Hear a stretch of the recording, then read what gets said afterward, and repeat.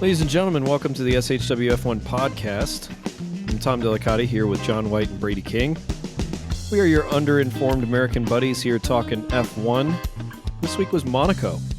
Boo. I mean, we probably would have been better served to have an Indy 500 podcast this weekend. It's not a bad idea.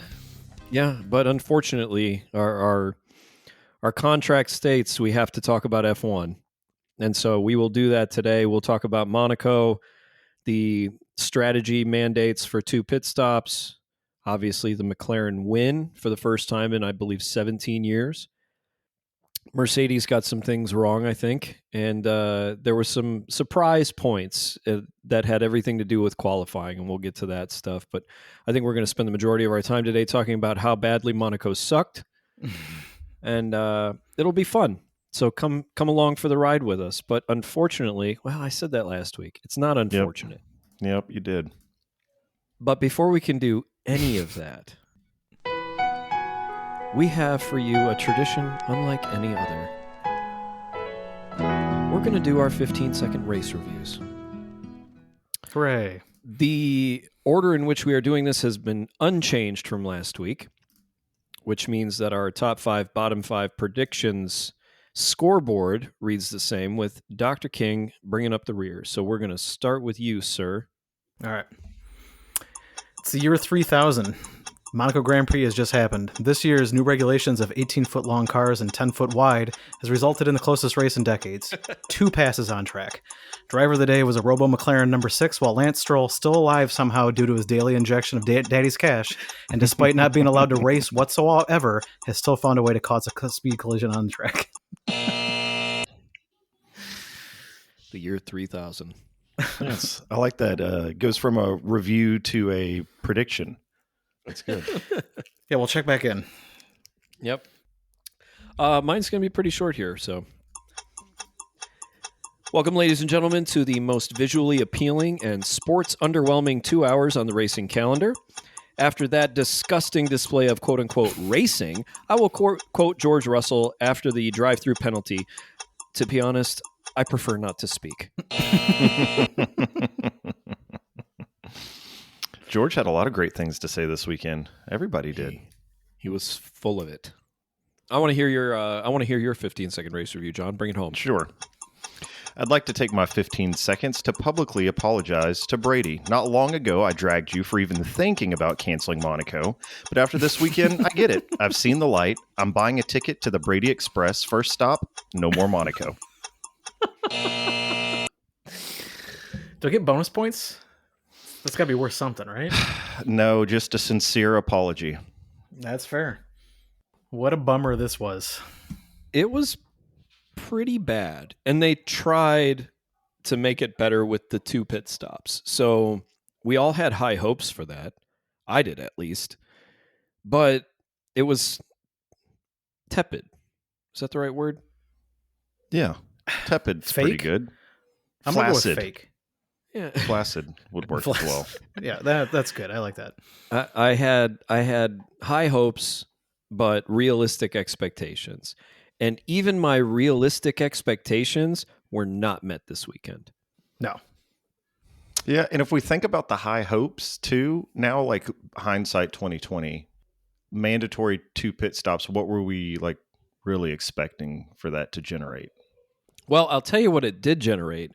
It did generate at least some questionable decision-making from a strategy standpoint, because you had teams that started. All 3 tire compounds were represented on the starting grid, and you typically don't see that. Mm-hmm. And I would also say, like, the idea that you knew some teams were going to just go pit at the end of the first lap and just try and hang it out for a long time, see if there's a safety car or a red flag or something like that. You also had teams that were just planning to go as long as they possibly can in hopes of a late safety car. And you had everybody else just kind of playing the timing board game. So I feel like from a strategy standpoint, it actually did make people do things differently before the start of the race to have different plans. But once the race started, the idea behind it was good, that they had to do 2 pit stops, but it didn't fix the fact that these cars are not meant for this course. To me, this is like you've got a great plan for the wrong track. So 2 pit stops is fine, but not on a track where you can just hold everybody up. You literally Because it's can't gonna, pass. yeah. So it's just going to force them to do exactly what they did, which is if 2 teammates get together, they're just going to back the pack up so that one of them can get a free pit stop, and then they're just going to flip flop and do the exact same thing in the other direction. And that's exactly what we saw. So, Which don't hate the player, hate the game, right? Like, no, I'm not mad at the Williams. teams for doing what they did. Yeah, 100% not mad at the teams for doing what they did. I'm just not surprised at all at what happened. And then we have to sit there and listen to Sky Sports and everybody paint a good picture of this is so great, yay, Monaco, everything's awesome about F1. No, that's what we had great qualifying, and then I just tune out. 10 laps into the race, I'm just not even really paying attention anymore. It's an awful race. So Saturday though, were you locked in on Saturday? Oh, absolutely. So it still produces something. Yeah. Oh yeah. Then can we just have qualifying and then go home? That would be awesome. I wish we could. I don't think that'll happen. I was trying to think of, we've talked about this previously, ways to improve it. Last year we came up with a couple different ideas. I actually came back to your idea from last year, Brady, with the idea, and Max brought it up too. Go-karts. Yeah. He's like, why not? We're basically doing Mario Kart stuff out here. Yep. I mean, they all started in kart racing, right? Just put them back in those. And I would not complain about that. However, you can't make it part of the championship at that point. No. So even the qualifying thing, like the risk is too high. It's fantastic motorsport spectacle, but the risk is too high to damage your car and, have to pay for all the damages associated with it should something happen. Yep. So the idea of go-karts or whatever, like I do think that would be way better because you're not putting the same amount of risk on the table. Mm-hmm. I would make Monaco not part of the championship. Basically, it is this sport's all-star weekend. Yeah. But when you go, it's more the pomp and circumstance associated with actually being at Monaco. Have it be a shorter race with go-karts or some other type of vehicle, not an F1 car, where it's still safe and it's fun and everybody still enjoys the spectacle of Monaco. Yeah. What if we just made Monaco the testing circuit? So we had it at the at the beginning of the year. That way, everybody can still show up. It kicks off the season. We like qualifying. We just don't like racing. So I would imagine we would still like testing there. And you still keep it in there, but you get rid of the race. I like where your head's at, but I don't think testing at Monaco gives you a lot of data, right? Because there's no other track like Monaco. Yeah, you're right. Yeah, it's not useful information to come out of testing at Monaco. Well, then but it also, like, I think there's a benefit to not having your F1 car there at Monaco because you don't have to develop a special wing setup just for Monaco. You don't have to develop a special downforce package just for Monaco. You don't have to go through the transportation cost of getting your entire pit wall to Monaco. Like, I think there's some benefit to skipping the actual race, and you just got to get creative with how you're going to still bring people there, make it the spectacle of motorsport. Like they did this whole F1 75 thing. What was that, at London this year when it was just the big car reveals and all that stuff? Take that type of spectacle, make it a gala. I don't really care, but just still go to Monaco, do some form of racing, make it fun. Do the NBA and the NHL, they do like skills competitions on Saturday night. Like, let's have a skill competition where they drop the tennis balls and you got to catch it like Pierre does, I would kill to see an entire F1 like pit crew, like the whole like engineering group working on a go-kart. Oh yeah. Yeah, that would be awesome. Yeah. and do this. Yeah, exactly. Involve the entire team in some sort of competition spectacle. I think that would be super cool. Race the Legos out there. That would be fine too. You have my interest. The Legos weren't bad. If they do the Legos, you got 2 guys in the car. So at the pit stop, they both have to get out and switch positions, and the other guy has to drive. The other guy has to have the Nerf gun in the back. He has to man the turn. Yes. That would be, yeah. I'd watch guys, that. These aren't terrible ideas. No, I do like bad. the All-Star Weekend idea around it. Everybody's having fun, and people can still bring their yachts to Monaco. I mean, Yeah. the problem there is like, that for all our talk that this will never happen, right? Because there's just so much money involved at that particular race that most of the people that are there anyway aren't there for the race anyway. It's all business opportunities and everything else that's going on. It's just not going to happen. And that's frustrating, right? That just means we have to keep watching this over and over and over again and be told that this is like the pinnacle of motorsport. But just remember that, the rule makers recognize that this did not work out this year. This was Oh yeah, they tried. Yes, we tried something. We know it didn't work, but they're going to try something else next year. Yeah. To make it the tiniest bit better. But it's a track that you literally cannot pass on. Two cars cannot go side by side in this track basically at anywhere after the first lap. All right. I think we got to bring up, like, and not to dwell on exactly what happened here, but what happened with Pierre, because they were making a big deal about Pierre having to, like, you should have got off the track. To paint the picture, he's coming out of the tunnel, right? He's going to the chicane, screws up his braking point, hits, I believe it was Yuki. Right? Hit Yuki from behind, and snapped the front wheel off his car. And he has about 5 milliseconds to make a decision to go down the right side where there's a runoff, and he could just put the car on the wall, which I don't even know if he knew his brakes were broken at that point, or he could try to stay on the track. And then at that point, he realizes he has no brakes, and they're all saying, you got to pull that car over. Where can you pull it over? There's nothing for him to do. So he just drug his car around, and then they're all screaming about, oh, he's leaving garbage all over the track. Right. There's nowhere for him to go. What you want to drive into the bay? Like put it in the, next to a yacht? Sure. There's a coffee shop on 7th and Montclair that he could have pulled into right there. That's pretty good. I hear they have free parking too. Yeah, exactly. Yeah. You got to have 4 wheels though to park. So. Oh yeah, it's 2 or 4. That's all. Yeah. That's all you can do out there. Well, if he was on one of Prince Albert's bikes, he could have just used that to ride back.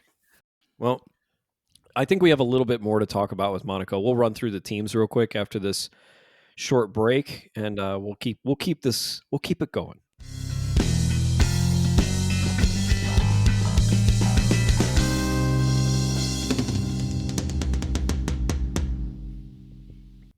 Sponsor? From the man who takes corners like Picasso took brushstrokes comes a flavor so bold that even DRS can't catch it. Fernando Alonso isn't just a 2-time world champion. He's also Spain's finest jamón connoisseur. Some say he races for podiums. Fernando races for pata negra. I believe that's our brand. Oh, here it is. Introducing Jamón GP, aged for 36 months, sliced thinner than Ferrari's strategy. As speed is temporary, ham is forever. Jamón GP, available now only in Spain or Alonso's glove box. Nice. Thank you for the new sponsorship. Yeah, we're trying out there. Anybody else that would like to sponsor, feel free. Just reach out to us on Twitter. Yep, live reads by John on every episode. I do have to say, it's really amazing how we get one each week, right? Well, we limit it to one each week. The requests. Is that what it is? Yes, exactly. Okay. The requests are flooding our mailbox, but we have to be judicious with our acceptance of these sponsors. That's just good on us. We're not greedy. We're not taking all the money. No. Just the one. We want our sponsors to have a dedicated audience, Right. So let's do a quick run through these teams and say anything that comes to your mind when I speak their name. Sauber. Were they there? Yeah. They didn't come in the bottom 5. Which is crazy because the first word that came to my head was last. Mm-hmm. They did not finish in the bottom 5. Amazing. Oh, there were 2 DNFs, so you kind of have to take that into consideration. Yeah, that's fair. Yeah. But they still didn't come. I mean, they beat Lance Stroll. They beat Yuki. They beat a Red Bull. Yeah. How about Aston Martin? Continuing. I'm sorry. Aston Martin. Disappointing. Poor Alonso, right? Unluckiest man on earth. Yeah. Unfortunately so.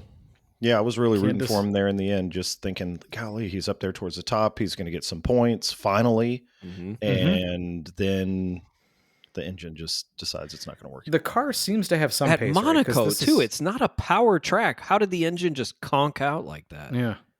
This is 2 weeks in a row where he has qualified fairly well. So the car does have some pace in there. And granted, it is Fernando, but that's 2 weeks in a row we just can't bring it home. How about the RBs?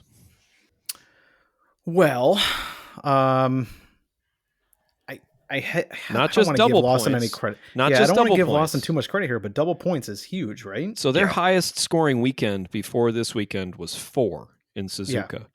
Yep. And this weekend they had 12. At 12. Yeah. Right. This might be the time when we have to talk about another rookie duty then. That rookie duty will be handed out this episode. Okay. All right. Okay. I don't think We'll we come can back to stop that. here. Yeah. Okay. All right. I think But with the RBs, it's very confusing right now because of the driver changes that have taken place.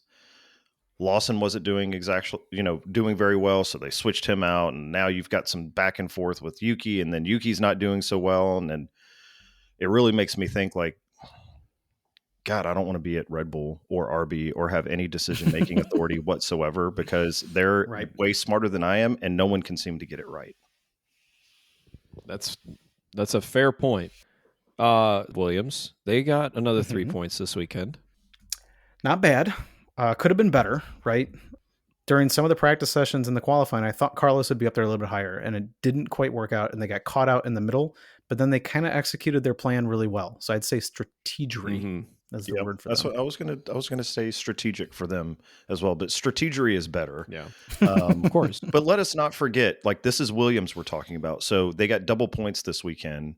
I think it's really hard to come back and say, well, they could have done better Yeah, when that's- no one expected them to No, to that's really do true. anything this season. So I think like hats off to those guys. Like whatever it That's is true. they figured out, they're doing it well. They had back-to-back top 5 finishes in Miami and Imola, and then they finished or followed that up with another double points, albeit lower in the points, but another double points weekend. There's No, that's true. We did say that their expectations start to rise as they do better. Mhm. So maybe this is a little bit of a reset, to just bring it down to earth just a little bit. But Mm. double points again means that, see, I mean, you're better than everybody else in that midfield right now. yeah, I see them as this is kind of where they belong for the most part, Mhm. scoring wise.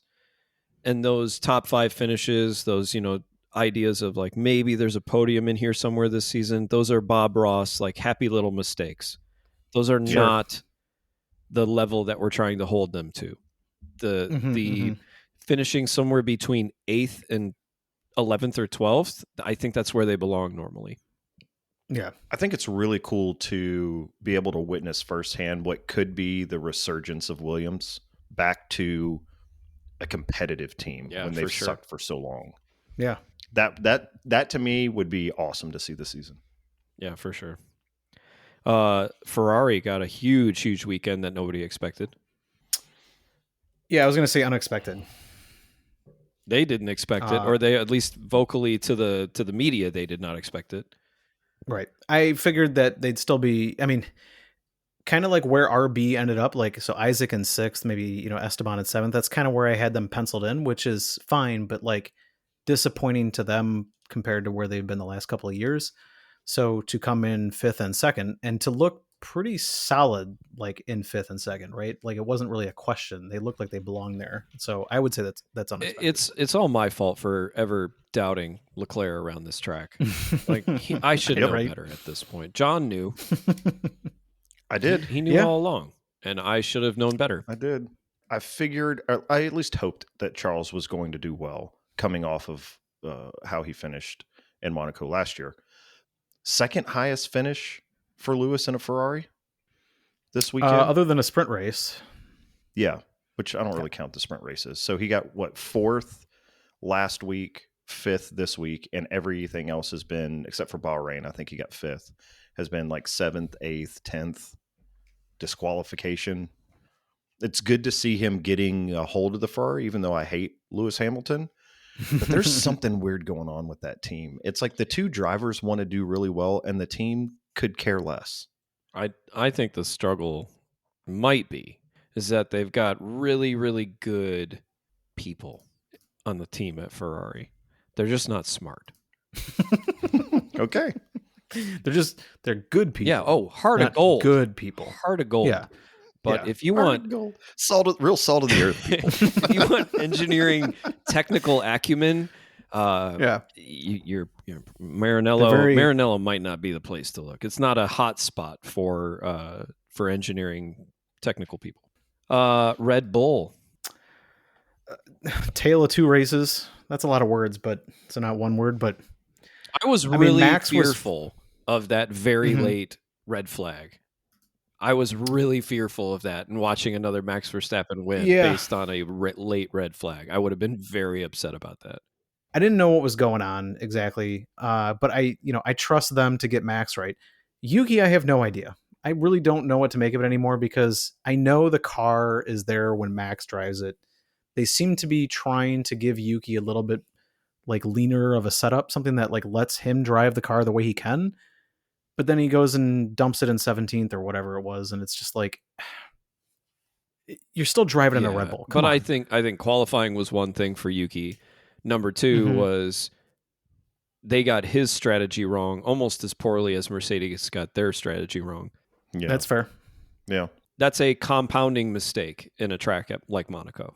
Yeah, you can't make up for like as soon as you screw up in the pits, your race can be over. And then once the blue flags start flying, you're done. There's no recovering. From that. Yeah, and I would say that. I would also say that because of the position of the Williams cars and the teamwork that they were able to execute, nobody else was in the position to execute that level of teamwork. Mercedes would have been if the Williams had been split up.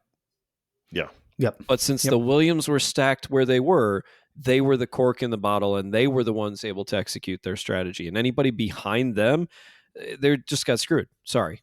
You couldn't do anything about it. As we are watching Williams slowly come back to life, we are also watching the death of Red Bull, I believe. Not on Max Verstappen's watch. If these regulations were going to continue, I'd agree with you. Next year will be a whole new thing, and we don't know. But I agree that like they seem to be floundering a little bit while their teams are going up. Max will drive them to the top, but Max can't do it by himself. He'll win a driver's championship. But you've got Ferrari at 142, Red Bull at 143, and Mercedes at 147. So you have 5 points separating all three of those teams right now after 8 races in the season. Yep. There's a lot left to happen. What's funny is I want to be excited about that, but all 3 of those teams did not perform very well this week. Oh, especially Mercedes. They're the next one on the list. So anything special to say about Mercedes other than the fact that it looked like if Toto was not on the second floor when James Vowles walked by, he would have tried to attack him. Which is all good, but I mean, maybe just remember earlier in the race that you had to do 2 pit stops at Monaco, have a better strategy coming in, and like, or don't qualify like garbage. Yeah. Could have just fixed your car, guys, right? Done better. Fix your car. Did you have you seen the little memes floating around of Toto talking to James, and then they were like, "What are they talking about? Wrong answers only." And so it was like the quotes from like Monty Python, like "I fart in your direction" and all that kind of stuff. I did see one that was an overlay of those two, but it was the soundbite was the original Toto and Christian Horner talking about, they say your car's no, it's not. I've got the email, and it was them arguing back and forth, and I was like, all right, that's pretty funny. That is funny. And lastly, McLaren with a 40-point weekend.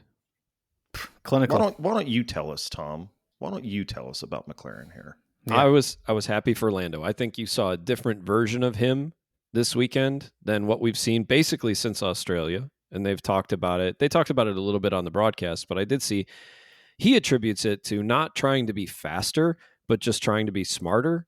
And I think he also said something about being off of social media has just helped his focus and attention to his driving. And I think it showed this weekend. What do you guys think? I mean, that's good for him. I would say it. I mean, it looks like if all of that's true, then yeah, it seems to be working. I mean, saying that he's not trying to drive faster and then he goes out and breaks the track record for Monaco seems, I mean, how do you win at Monaco? Qualify first, and then you went on and did it. I love the method. Kudos to him for looking at ways to continue to improve. I know all of the guys are doing that, but mental clarity, it showed this weekend. I know when my kids are off of social media and they go to perform, they generally do better when they're off of social media than if they've been on TikTok and Gram and all the other fun stuff all week long. I do as well. Like going to work, I'm a little bit clearer if I haven't been messing around on TikTok for 3 hours the night before. Like it makes complete sense. that was man, that was pinnacle Lando this weekend. I love watching him drive like that. I mean, he's the first person. Like, let's give a little shout out too for all the crap that we give Monaco. To lap Monaco in under 70 seconds is crazy. Yeah, never been done before. Never been done before. And I think like I don't remember what the poll was last year. Tom, I don't know how many times we've driven in the game. I think the best I would ever do is like, 113 or something like that, where you're right. like 4 seconds behind. Yeah. I mean, crazy. He's good. Yeah. He's good. Pretty good. Did you guys see the onboard where they took him? It was like from his point of view, and you did one lap with him from Monaco whenever he was doing his qualifying, and ended up getting pole, and it was like perfect, 0 mistakes, on the money. And then it said, "This can't just be the car," and you're like, "Yeah, it's definitely not just the car, right?" So, well, that kind of wraps up our talk on Monaco. I would say we'll take a quick break, but I think we can just plow through our top 5, bottom 5, and just finish this sucker off. So where we're at in our standings, John, congratulations on your 3-pointer hit. You had a Leclerc podium. Thank you very much. On top of that, you were the highest point scorer for the weekend out of your top 5, bottom 5 as well. You got 4 out of the top 5 and 2 out of the bottom 5, giving you 6 plus your 3. So a 9-point weekend from you. I was only able to muster 6 points, and Brady was able to get 4 points because his 3-pointer of Alonso scoring points was oh so close and yet so far. That's a tough break. I'll bring this up just because I know it could be a point of contention and I'm going to get out in front of it. My 3-pointer was that a bottom 5 team will qualify in the top 5. And if you really want to hold me to the letter of the law and say he did not qualify in the top 5, he started the race in the top 5, and get into semantics about that, I understand your point. I disagree with you, and I'm giving myself the points since I'm the keeper of the scorecard. But you're allowed to make your argument. So I ain't worried about it. Thank you. Yeah, it doesn't bother me none. Although I have a special announcement when we get to my my 3-pointer. So. All right. Well, we're going to let John pick first because he's still in first. Oh, shoot. We can't do this yet, can we? I don't know. Can we? We've got a rookie duty to hand out. Oh, yeah. Even after Brady reminded us at the beginning and we forgot about it. I didn't put it on my sheet. I reminded him, and I still forgot myself. We've got a rookie duty to hand out. Any nominations for this weekend? Okay. I think I deferred last time, but I'm gonna steal this one this time. So the obvious one is Isaac, and I really want to give it to him because he's had a great week. Again, coming 6th, but because I've skipped over him several times because he races like crap, I'm gonna nominate Lawson this time. I always crap on him, and I thought he did a good job this week. I was going to do this, do the same thing. So that's a second vote for Lawson for me. That's a double duty for Lawson. That was actually going to be a trifecta for me. Oh, as yeah. well. Wow. All thinking the same thing. A unanimous vote for the duty. Congratulations to Liam Lawson. You were the dude of the weekend. We tip our hat to you, dude.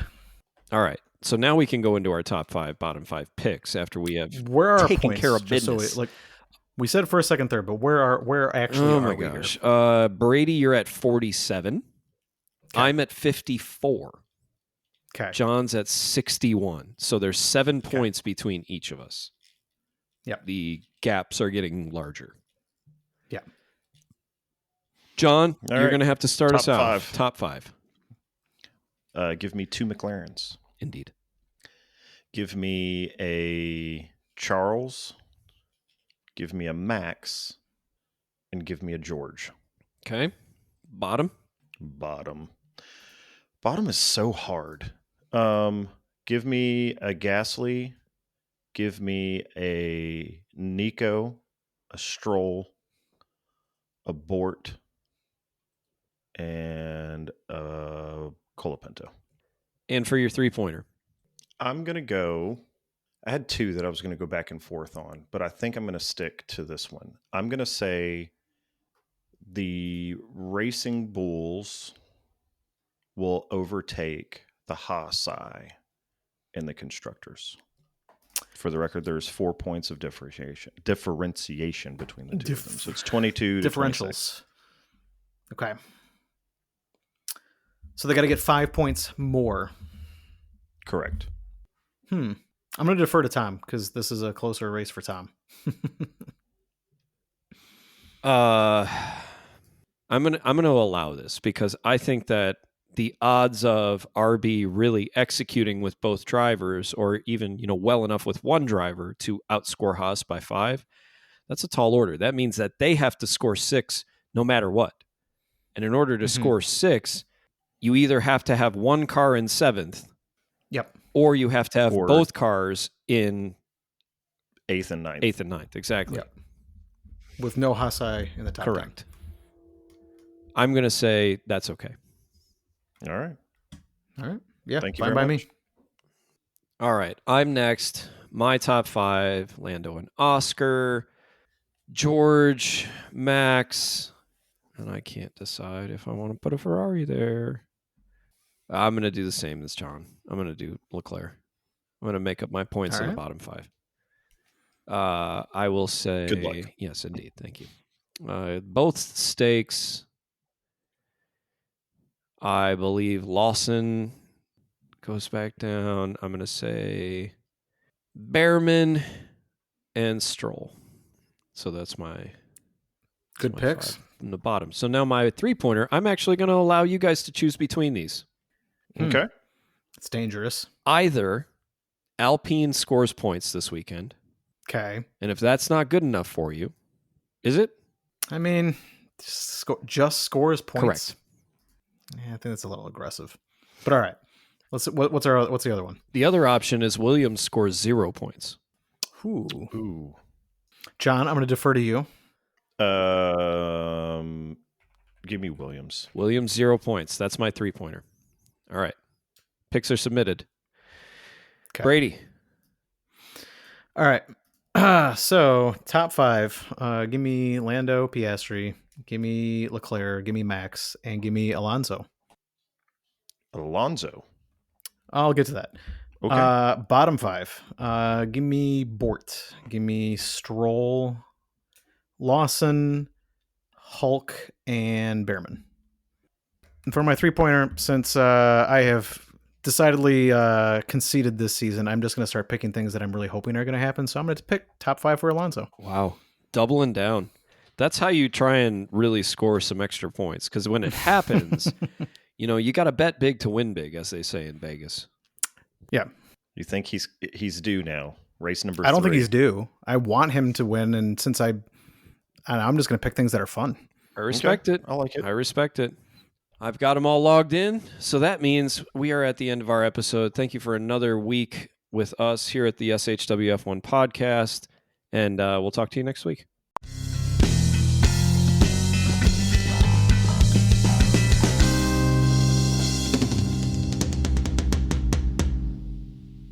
Bottom is so hard.